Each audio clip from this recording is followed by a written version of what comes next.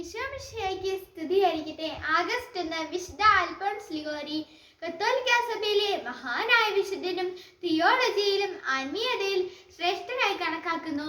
1696 ഇറ്റലിയിലെ നാപ്ലിസിൽ ഒരു എഴുത്തുകാരൻ കുടുംബത്തിൽ ജനിച്ച അൽഫോൺസ് ബാല്യത്തിൽ തന്നെ തികച്ചും ബുദ്ധിമാനായിരുന്നുവെന്നും 16-ാം വയസ്സിൽ തന്നെ നിയമബിരുദം നേടിയതും ചരിത്രത്തിൽ തന്നെ ശ്രദ്ധേയമാണ്.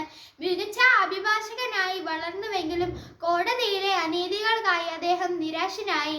30-ാം വയസ്സിൽ തന്റെ ജീവിതം ദൈവത്തെ സമർപ്പിക്കാമെന്ന് തീരുമാനിച്ച് അദ്ദേഹം പുരോഹിതനായി.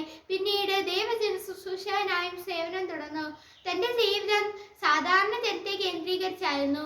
1732 അദ്ദേഹം റീഡം പ്രീസ്റ്റ് കോൺഗ്രിഗേഷൻ എന്ന ക്രിസ്ത്യൻ മതസഭ സ്ഥാപിച്ചു.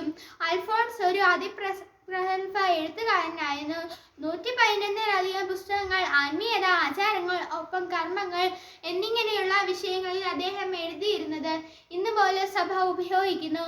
അദ്ദേഹത്തിന് പ്രശസ്തമായ കൃതി മോറൽ തിയോളജി ആണ്. 1787 അദ്ദേഹം അന്തരിച്ചു. 1839 പിയൂസ് 9-ാം മാർപ്പാപ്പ അദ്ദേഹത്തെ വിശുദ്ധനായി പ്രഖ്യാപിച്ചു. പിന്നീട് ഡോക്ടർ ഓഫ് ചർച്ച് എന്ന ബഹുമതിയും അദ്ദേഹത്തിന് ലഭിച്ചു. അൽഫോൺസിന്റെ പ്രധാന സവിശേഷതകൾ ദയയും കൃപയും അധിഷ്ഠിതമായ വിശ്വാസം, ദരിദ്രർക്കൊപ്പം ജീവിച്ചു നടന്ന ജീവിതം, വചന ശുശ്രൂഷ, എഴുത്ത്, ഗാനരചന എന്നിവയിലൂടെയും സഭയെ സമ്പന്നമാക്കിയിരിക്കുന്നു. വിശുദ്ധ അൽഫോൻസ് ലിഗോരി നമ്മെ ദൈവസേനയിലേക്ക് ക്ഷണിക്കുന്ന ആത്മീയ പ്രചോദനമാണ്.